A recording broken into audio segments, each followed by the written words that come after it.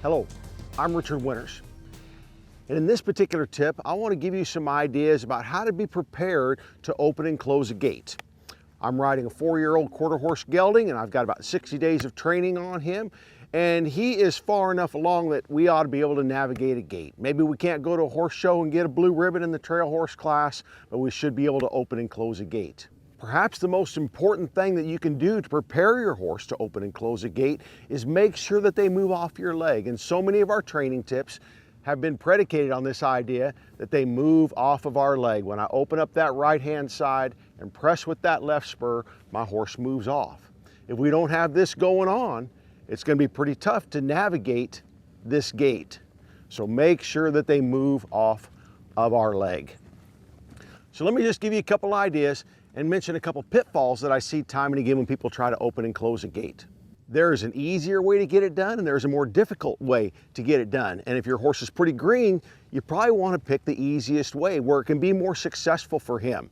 So if I take this gate and bring it to me, that gate is going to help my horse realize, oh, I better step away. If I'm trying to push the gate that way, the horse has their idea that, my goodness, there's a wall there. How can I step that way? We know that they eventually figure it out, but at first let's try to help our horse and make it a little easier. Now, one of the biggest problems that people have is at this point, they've got to get one-handed. You want to have these reins shortened up and have the ability to twist your wrist to get that right rein, or twist your wrist back the other way to get that left rein, or to sneak your fingers down and shorten up that right rein. You've got to make these adjustments because you'll need different tension on different sides at different points of the gate opening process. So now for this green horse, I'm set up. I'll pick up on my horse and I'll begin to draw this gate to me as I use my left leg. I've got a little bit of right rein in here, and I would like to stay parallel to the gate the whole time. I want to show this horse that this is the safe place. This is the go-to place to be parallel to this gate. And if you can have the idea of making your gate opening and closing session in different segments. This gate opened up and then we wait right here, because horses will get to anticipating, and you open and close a few gates and pretty soon they want to take over and they want to take charge. So now that I've camped here, it's nice and relaxed.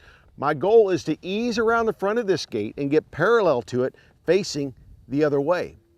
So I need to think about how my reins are. As I come around that corner, I'll probably need my left rein shortened up a little bit. And so I shorten up that left rein using my fingers there, and I'm going to ease around this gate. Ideally, I would like to keep my hand on the gate the whole time. And as I came around the corner, I pressed a little bit of right leg and then wait right here. If you'll wait right in this spot, it'll take a lot of the anticipation and the rush out of your horse, and rather than dreading working this gate, they'll get to thinking, hey, there's a good spot for me to be right here. Now we're going to close this gate. The gate is drawing to my horse. He wanted to take a step backwards, so I pushed my hand forward. I've got my right leg away from the horse. As I come over, and then I'm going to draw backwards where the latch is, and then just see if I can wait right here and just camp in this spot.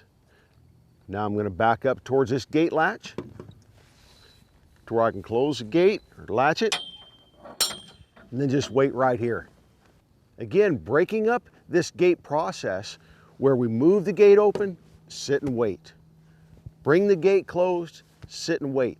If you don't, you will find in short order that horse begin to anticipate and start pushing you through this maneuver.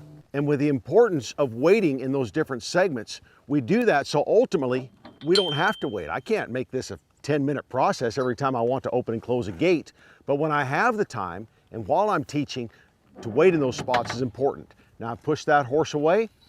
We'll come right around this corner. A little bit of right leg and then left leg, and draw this back to me. Want my horse to take his time, and I'll back up and latch this gate. Now let's just let him camp right there. And one more thing you can do from time to time to keep your horse from anticipating, because they'll begin to think, okay, we're done, and want to walk away. Rather than just step away from the gate, what if you tip your horse into the gate and then walk off.